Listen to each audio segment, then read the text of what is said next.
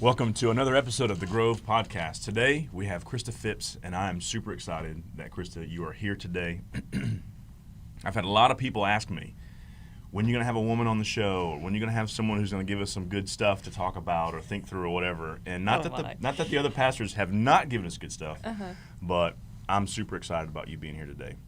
And I'm super nervous. And we'll get to that in just a minute. But Christa, I'm so glad you're here. Okay, well, I'm glad to be here. Yeah. Thank you. So give me some information on yourself. Tell us who you are, where you've been, what you do. Okay, well, I'm Christa, and I mean, what do you want to know? Well, I'm kind of boring. No, you're not I'm very boring at all. I am really. I'm kind You're of no a nerd. stranger to Hickory Grove. Yeah, I have been at Hickory Grove for 27 years. My husband is a pastor here, Matthew Phipps. Matthew. Matthew. We had him on the show Yes, before. you Yeah. did. Yeah. Yes, you did. He did a great job. Yeah, he did a wonderful job. I was very impressed. And so I've been married to him for 27 years. Okay. And we have two wonderful children, Abigail and Maggie. They're both college age. And one is in Virginia, Abigail's in Virginia, and then Maggie is at UNCC pursuing a bachelor's in social work. Okay. Oh, wow, So, really? yeah. Oh, I didn't know that. Yes, she is. Yes, she is. Which is what I got, a bachelor's in social work. Okay. I did not know that either. Yes, I did. Now, you have a whole lot more I have initials a and little degrees and stuff like that. You want to walk through some of that I can. real quick? I can. So I did get my master's in counseling at UNCC, actually. And I've been a counselor since 1997. I was about 12 when I started. No, I'm just kidding. I'm with you. So, yes, in 1997. So I've been doing this a long time. And so our license name just changed. We used to be called Licensed Professional Counselor. I mean, it just changed. We are now Licensed Clinical Mental Health Counselors. I know that's fancy. So more initials. Yeah, lots of initials. There you go. So there you yes, go. That's good. and I have a supervision license, so I can teach other people how to do that. Okay. So I also have my PhD. So people call me doctor. That's exciting. I didn't call you doctor from the start. That's okay. No. But yeah, okay. Yeah. That's okay. This is part of this. This is part of the super nervous you part. You don't have to call me doctor. I'm going to try to speak as little as possible because I feel like everything I say, awesome. you're thinking through. Yeah, no, I'm not really. Okay, I'm good. not. So yes, I have my PhD in counseling. It's actually counseling, education, and supervision. Okay. Allows me to teach at UNCC. So I'm an adjunct professor there as well. Okay. And then I have other initials, like I'm a nationally certified counselor, and then I'm a registered play therapist supervisor. So, Play therapist? Okay. Yes. I have no idea what that means. Yes, I do play therapy with children. What is? Oh, okay, Yeah. okay. Yeah, so I work with children as young as like 2.5. Oh, wow. Yeah, it's fun. That's cool. We have a good time. Yeah. So, Well, it sounds like a lot of stuff that you do, It's a lot. and yeah, it sounds like a whole lot. But let's, before we get too far into that, let's talk about you're a runner. I do. I run. Yeah. So like a lot. You run a lot. I do run like a lot. crazy amount. Well, I don't know. Yeah. I used to run a crazy amount. Okay. I run a less crazy amount now. Yeah. Yeah. Let's talk about what you just recently did.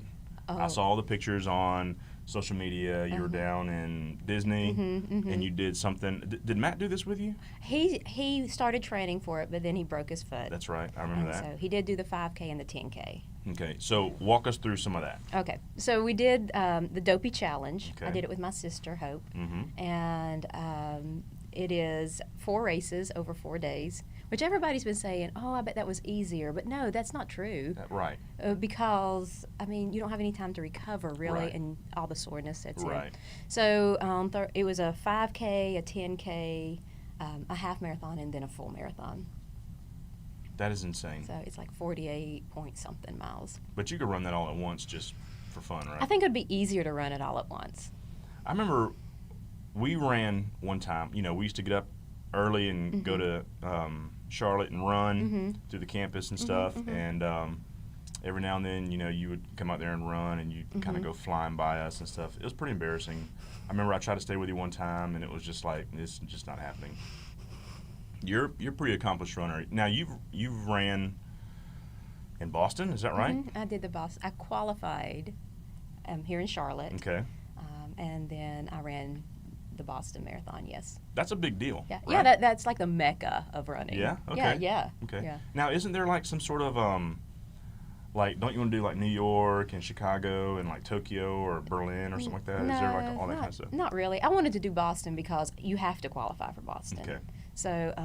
So you just pay money for the other ones, is Yeah. that right? Okay. Well, like New York is a lottery. Like. Okay. You have to enter and then you get picked. Okay. I'm not that familiar with how Chicago does it. Okay. So, Okay. but yeah. Well, good. Well, you, yeah, that's awesome. That's a lot of running that you do, and it's insane. But I think when we get into kind of more of what you do at Hickory Grove, I think that running may be some sort of a stress relief Yeah, it's or self-care. something. Yeah, there you go. Self-care. There you Yes, go. absolutely. So let's jump into that. Let's talk about your current role at Hickory Grove. Okay. So here at Hickory Grove, I am the clinical supervisor. Okay. It sounds really fancy, It doesn't sounds it? extra fancy. Yeah, it just means all the responsibility lies on me. Right. Yeah, right. that's all it means. Yeah. Yeah. The clinical supervisor at the counseling center. Okay. So we have several counselors there and several interns, and I run it. Okay. So they all work. I'm not their boss, but they work sort of under me. Okay. So, and then I do see clients. I have a full caseload as well. Okay.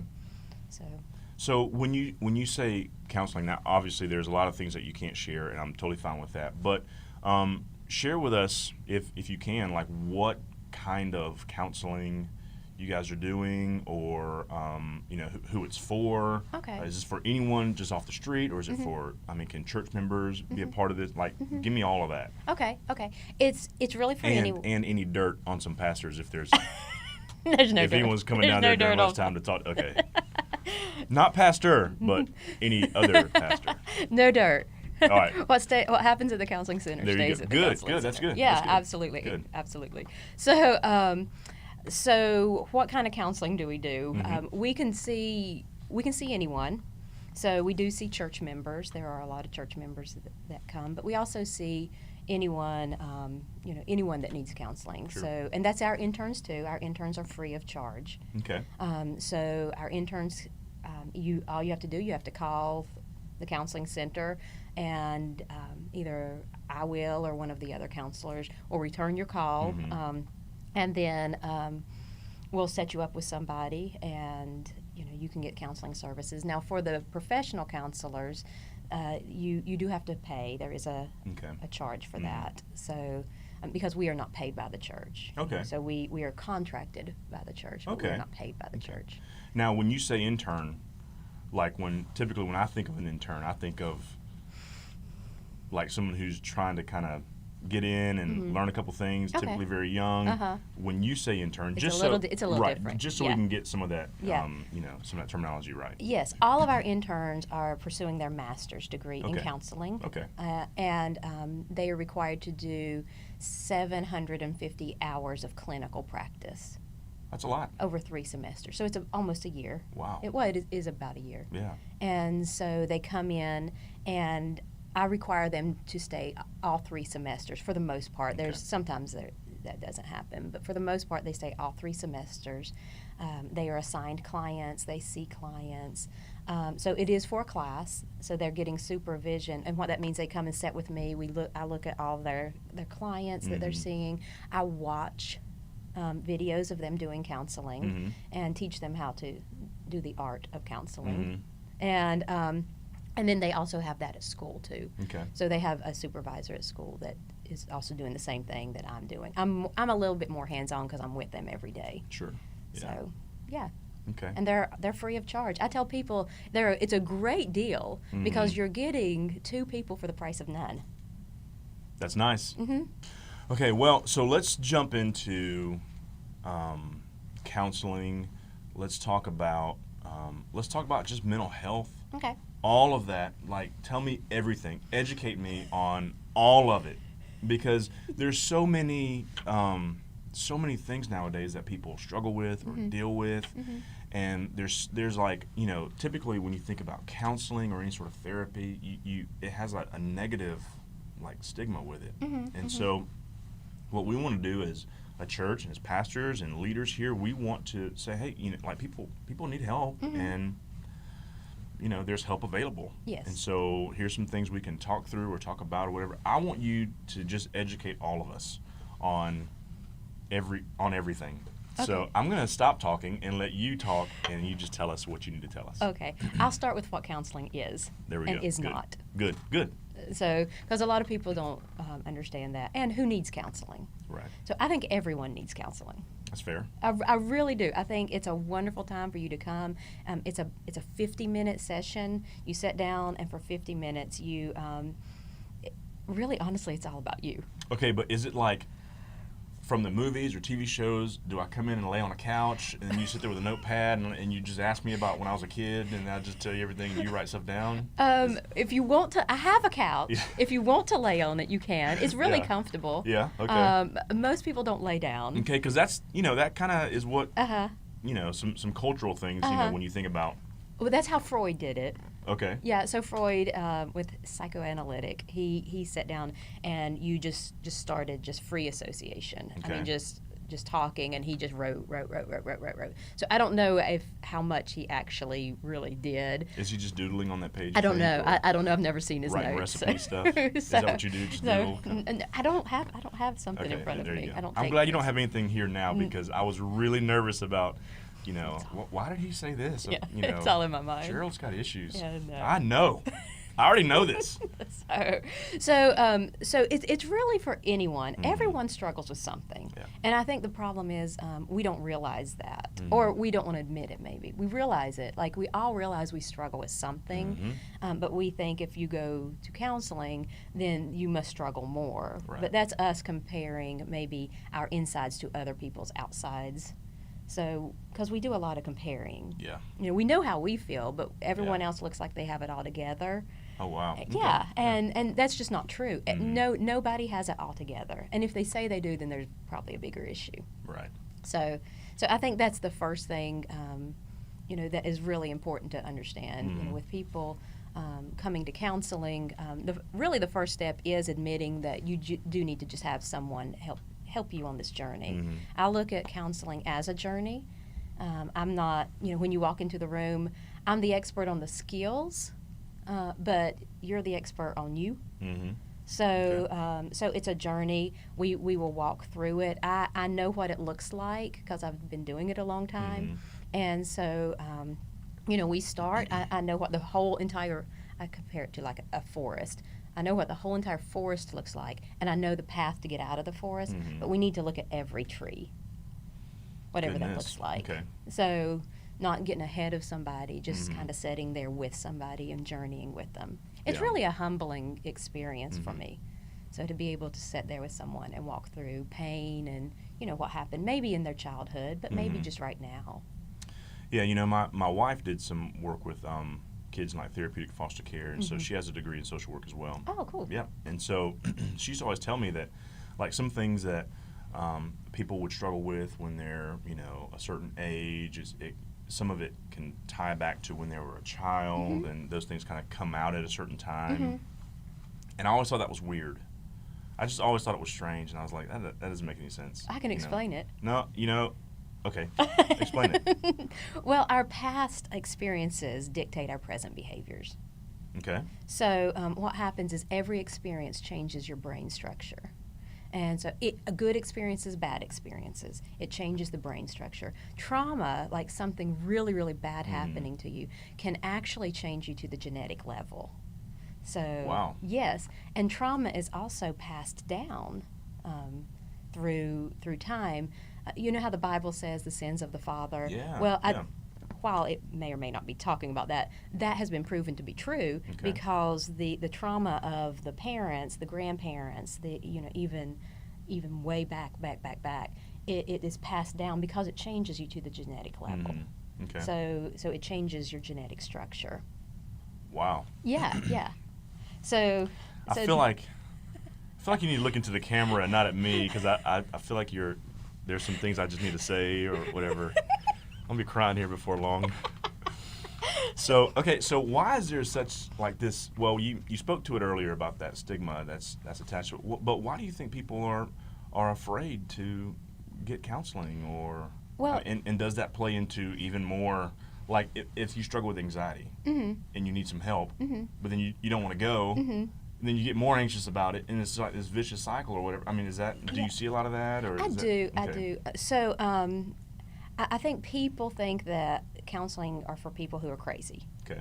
And that's not true. Right. Not anyone. I mean, no, that's not good grammar. No one I see. I knew what you meant. Not anyone. Not anyone. Not no Not one. no one. Yeah, yeah. No one that I see is crazy. Okay. Not one person. Mm-hmm. They all have struggles Sure. that they're dealing with, and some of it does stem back from the past. But people do think that it's because they're crazy. Mm-hmm. I think that we put a stigma on it because we don't understand. Like example, Right. you gave the example of anxiety. We put a stigma on anxiety because we don't understand that anxiety is actually a biological issue. So as anxiety, depression, bipolar, all of that, it stems from the chemicals in our brain, like serotonin, dopamine, all of that. It's a lack of that. Okay. So stress eats up all of that. Like, for Okay. example, we talked about me running a marathon. Mm-hmm. After I run a marathon, my serotonin is depleted. So for about 2 weeks, I feel a little bit blue. Okay. So it's a biological issue. Okay. Same with anxiety. Also, anxiety has different forms. It can be because of a situation in your life. It can be because of trauma that happened in the past that has not been resolved and is just wreaking havoc in your brain. It's stored in that limbic system, which is the feeling system where you experience trauma. And so it's a very unconscious thing that happens. So sometimes people, they tell me, I wake up in the morning, I feel anxious, and I don't know why. It's not because there's something going on necessarily. It's just because they feel anxious, and usually it's because of something that has happened in the past that has taught them a negative belief about themselves. Wow. Well, let's talk about depression. Did that a little make bit. sense? It sort of, yes, but and I'm thinking back when I was a little kid. What happened? Because I mean, I get anxious. Everybody has stuff that happened. I get anxious. Everybody has negative cognitions that they have about themselves. Sure. Everyone does. If someone says they don't, then they are not telling you the truth. There are times when I get up on the stage to lead in worship. I mean, I'm standing in front of 1,000 people. That makes sometimes sense. more, and I get the big butterflies in my stomach, and then I have this weird thing that I do. Like when I get nervous, I just cough uncontrollably. And I can be completely fine 30 minutes, hour before, whatever. I walk onto the stage, I get my guitar, plug it up, do all the stuff I need to get ready, and I just start coughing. And then when everything's done, I walk off the stage. I mean, I remember there are times where I'll get so anxious, my heart is pounding, and I feel like it's in my throat. And then when everything's done, I feel like I could lay down and sleep for about, I don't know, a full day. Yeah, because it's exhausting. Yeah. Yeah, it is exhausting. Well, what's happening is our brain protects itself. So you start feeling anxious. I mean, because getting in front of people, that's actually the number one fear. I mean, over death. Wow. So you're basically normal. I'm normal. Yeah, you're basically normal. Did y'all hear that? I am normal. He's normal. Basically normal. So yeah, it's the number one fear. But what happens is our body doesn't know the difference between the anxiety of being chased by a bear.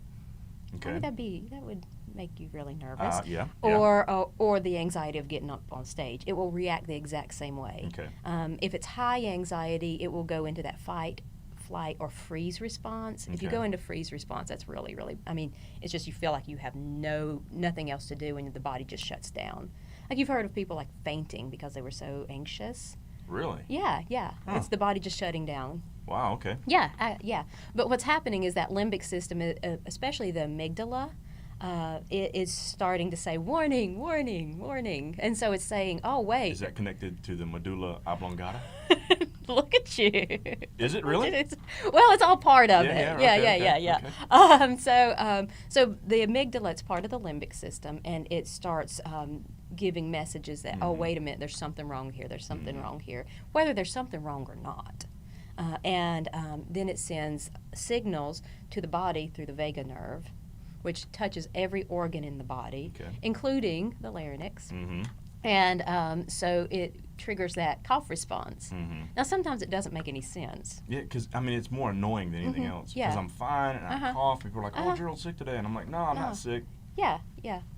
No, but that's what's happening. That amygdala is sending signals. It's your automatic nervous system, autonomic nervous system. I call it the automatic autonomic nervous system. It just starts saying, okay, there's something going on here, and the heart rate goes up. It is protecting you. It's preparing you to either run from the bear or to fight the bear. Okay, so now that I know what's going on, how do I Thank you for how do I asking. fix that? And how much is this podcast gonna cost me today? Do you take insurance? I'll send you a bill. Send me a bill. Send me a bill. I'm teasing Yeah. you. So one way to fix it, and I tell people this, and they're like, yeah, whatever. But really, breathing is very, very important. Sure. And the reason the deep breathing, where it's like in through your nose, out through your mouth, in through your nose, and just really being mindful while you breathe. The reason it's important is because it calms down that nervous system. So it kicks in the parasympathetic nervous system. Okay. So when you breathe out, after you exercise and they tell you to deep breathe, they tell you to like breathe out really, really hard. It's because that's calming down the heart. It's calming down the breathing. It's telling your body everything's okay. Now my Apple Watch tells me to breathe. So every couple times a day, tells me to breathe, and so then I'll hit the start button. Yours does, yeah. So I'll hit start, and then I find myself getting more anxious because as it gives you that haptic feel, I want to inhale for the duration of that, or I feel like I'm not doing it right. Yes. So, and then I feel like when I'm done, I'm more anxious because I didn't do it exactly like I feel like I should have done it. So, you see, so even breathing is stressful for me. Well, then don't use the watch. No, but then I have no reminder throughout the day that I need to breathe. That's true. Just let it remind you. Dismiss it, because you can hit dismiss. Yeah. And then pretend how I tell kids to do it. I'm okay. I'm okay with that. Is we sometimes we make hot chocolate, and so we take it into the room, and then I'm like, okay, smell the hot chocolate. So when you smell, you. So you're taking a really deep breath. Yeah. Hot chocolate smells really good, and then when you, but the hot chocolate's too hot to drink, so you got to blow the hot chocolate. So. Yeah. So you blow it, and you blow it for a little bit longer. Yeah. So which is probably it has you blowing the hot chocolate too long. You're maybe. right. Because I've done it on my watch before, and I can't keep it's too slow. It is too slow. Yeah. And you'll get used to it, and you'll be able to do it after a while. But at first, it's really hard. Yeah. All right. So stress, anxiety. I need to breathe. What else do I need to do? What else do you need to do? What else do I need to do? Or what else would one person need to do? Okay, well, what I ask people in counseling when they say they have, something that happens, we start exploring what the negative cognition or the negative belief is. So what is at the core of it? Because we could talk about the issue all day long, but what's underneath it? And so what is the negative belief that's driving the fear? What is the negative belief that, is continuing to make you feel anxious? Because usually it's not the situation. I don't allow people to say that made me feel anxious, because I feel like that takes away power. It's the negative thought process that is driving the anxiousness, not the circumstance. So we look at what the negative cognition is. So some negative cognitions are like, I am a failure. They're usually I am blank. I am a failure. I'm not good enough. Things like that. I can never change. Stuff like that. So what is the negative cognition that's playing in people's head that drives the feelings? Yeah. So now, one of the things that make you different from, I guess, any sort of counseling center or place that you can go to is that, faith plays a big part in, well, first of all, who you are. I mean, your relationship to the Lord. I would consider you a very gospel-centric person and family. Mm-hmm. And so how can we take refuge in the gospel and what Christ has done for us? Like you said, the I am statements, I am a failure, or I am this. Mm-hmm. How is it one of those things where you replace it with I am a child of God, I am saved, I am set apart or different? Mm-hmm. Is that... The gospel plays very, very well Mm-hmm. into counseling, Mm-hmm. because God, before the foundations of the universe were Mm-hmm. laid, has already determined who I am, Mm-hmm. Who you are, who everyone is. And so through his son, it's already made that determination. Mm-hmm. So replacing the I am not good enough Mm-hmm. with I am a child of God, Right. is very helpful. Mm-hmm. Not everyone I see are Christians. Sure. So I roll with whatever they give me. Sure. But with people who are believers, we do look at the Bible, and we do explore, what is said about you. Mm-hmm. How did you're dealing with this anxiety, instead of looking at it as a sinful thing, because I don't believe that, like feelings, I don't believe they can be mandated, and I don't believe they're sinful. Okay. I do believe anxiety is a result of sin in the world. When Adam sinned, then everything, cancer, anxiety, I mean, I'm not comparing the two, but it is everything bad did come into the world at that point. But anxiety in and of itself is not sinful. But I do believe you can use the gospel to help you fight it and see it as a refining process, because I do believe that the Lord uses our struggles to refine us. So I tell people, instead of being consumed with the anxiety, be refined by it. Okay. And pray that way, because God might not take it away. And he may allow it to stay like a thorn in the flesh, like with Paul. Right. And we don't know what Paul's thorn was. Right. It could have, my guess, I have nothing to back this up, is it probably was a mental health issue. I mean, Okay. he killed a lot of people. He had to have Right. guilt. There's some sort of trauma that's there. There has to have Yeah. a lot of trauma. It could have been a physical thing, but trauma also manifests itself physically. Okay. So I have nothing to base that on, but no one knows what it is. So, I mean, my guess is as good as anybody else, I guess. That's So, a good guess. yeah. I'm going to go with yours. from Yeah, now on. okay, yeah. But it's a thorn that he begged to be taken from him, and it wasn't. So it's a refining process. The Lord can use it instead of looking at it as sinful, and I've got to be ashamed of it. Christians in the past have done a pretty terrible job.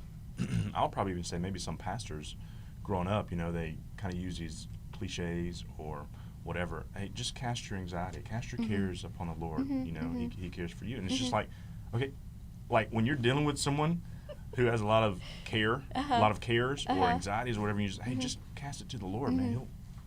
He cares for you. He'll take care of you. Well, and that is true. It is true. I mean, there is truth in that. But how do you do that? How do you do it's that? Just like, okay, I don't know what to do with that. Absolutely. How do you do that? And so that's where counseling can come in, where I can help you learn how to do that. Sure. One of the things I do is called Emdr, and it helps you to process past experiences that are wreaking havoc and holding you hostage. Okay. So our brain was created to be able to process things that happen throughout the day through our REM sleep, but sometimes you can't. Okay. And so EMDR mimics that, and it uses certain things to mimic REM sleep so that your brain can process it like it was supposed to do. Right. So cast your cares upon God, yes, but let someone take that journey with you. Yeah. And to be able to help you walk through it, because it's a hard thing. What about the whole let go and let God thing? That's not. Is that in the Bible? No, it's certainly not. But it's definitely one of those things that people say it all the time. I was just watching a movie just the other day with my family, and one guy was like, "Hey man, just let go and let God," and it's just like, what does that even mean? Well, like, Do you, what? Yeah. So, but that's sometimes hey, you're getting in the way of God. Like let go of it. Let him. Sometimes you can't let go of it. Right. I mean, sometimes it's not even a conscious sometimes you don't even know what you need to let go of. Right. I mean, because most people, they come in, they're like, I don't know why I feel this way. Well, let's look at this. And so we do start taking little chunks of their lives, saying, when's the first time you remember feeling like this? Well, you know, what does it say about you? If this is true, what does that say about you? What does this say about you? And then figuring out what they believe about themselves and helping them change that. So. Well, you've given a lot of things to think about. A lot of things to think about. A lot of ways to cope and all that. So, I mean, this has been really fascinating. Like, my mind is completely blown. I feel like I need to go home and talk to my wife and tell her what happened when I was a little kid about certain things and why I act a certain way. Because it all messes with me now. Not messes with me, but it makes me who I am today, everything right? messes with us now. Yeah, right? Okay. Yeah. I mean, you're no different than anybody else. You're just admitting it to everyone. Yeah, well, yeah. To everyone. Yeah. Yeah. But everyone feels the same way. We might do a lot of editing on this episode. That's cool. So let's transition really quickly. You're going to be teaching an equip class at the Mallard Creek campus. So you and Matt taught last semester here on marriage. We did. And this semester it's just you, and you're teaching what?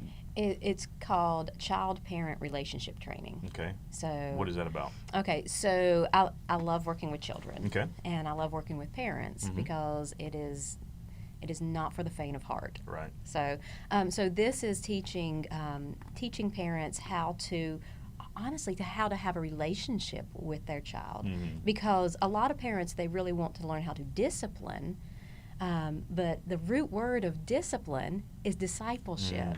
Okay. And so what does that look like within a relationship? Because discipline means nothing without a relationship.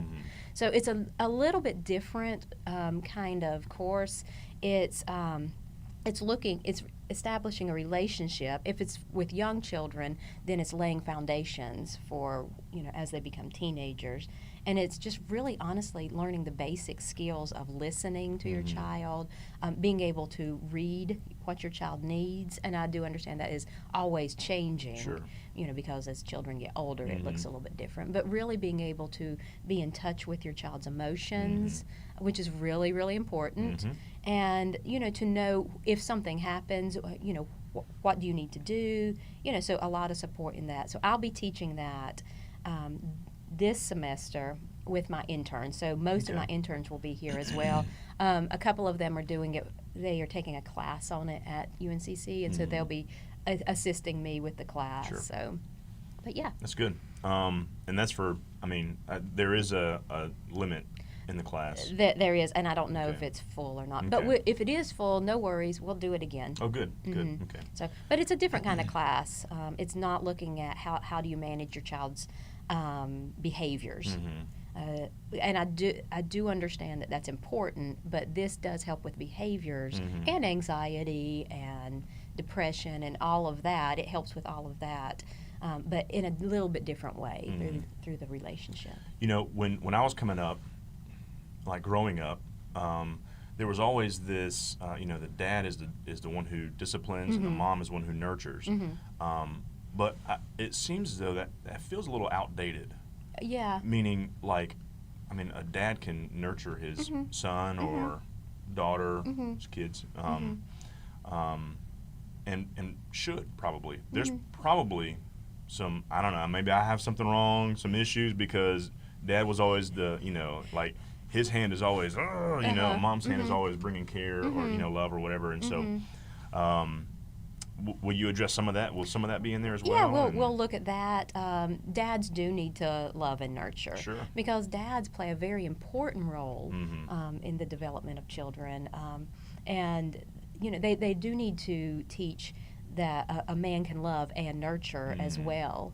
Yeah. 'Cause I think that's been a misconception for a long time, that a man can't do that. Absolutely. And it is really unfair for both genders. So, yeah. Wow. Yeah, because you always hear, oh, that person had daddy issues or whatever and stuff like that. And so it's just so crazy how all these things that you hear in our society and culture and social media, all that kind of stuff, it plays into, it's said because it's kind of real or has some sort of effect on us. And honestly, No parent is perfect. Mhm. We get it right, really, honestly, about 22% of the time. About 22%? About, yeah, That about, sounds- it might be a little higher, might be a little lower. Yeah, but if you have that relationship Mm. and you can come back and even sometimes apologize to your child for your, That's hard to do. it is. It goes up to like 75%. Oh, wow. Yeah. I'll say that in the class. So if Mm. you're taking the class, you'll hear that again. There you go. Well, look, I'm so glad you came in today. I could probably ask you 1,000 more questions, and we could probably talk for the next several hours about just mental health and all that kind of stuff. Oh, probably. But I'm thankful that you're a part of our church. Well, thank you. I'm thankful that you want to help people move through some of these things that they've dealt with and stuff like that. And man, I just hope that people would take advantage of the resources that's here at Hickory Grove. Your office is down at the Harris campus. It is at the Harris campus. And I just hope that people would not feel alone or isolated or ashamed, but that they would reach out and seek help. Absolutely. Because, like a lot of our people come and talk to pastors, and that's great. We love that time, but there are, like, we can give biblical guidance, but there's a significant difference between biblical guidance and talking about the medulla oblongata. There's a very, very big difference. And so for that, I'm very thankful for you and your team. Well, thank you. And what you guys do at Hickory Grove. Thank you. It's So, an Christa, honor to do it. Yeah, it's been great having you today. Well, thank you. Thank you so much. I'm sure we'll probably get some questions or whatever, and I'll just forward you all the emails. That sounds great. You All can do right. that. Yeah, good. Give me a couple of days to There you go. respond to You stay them. busy. You're Yes. really busy. Very busy. So good. Well, thanks for tuning in today. I hope you enjoyed this week's episode, and we'll see you next time. Thanks.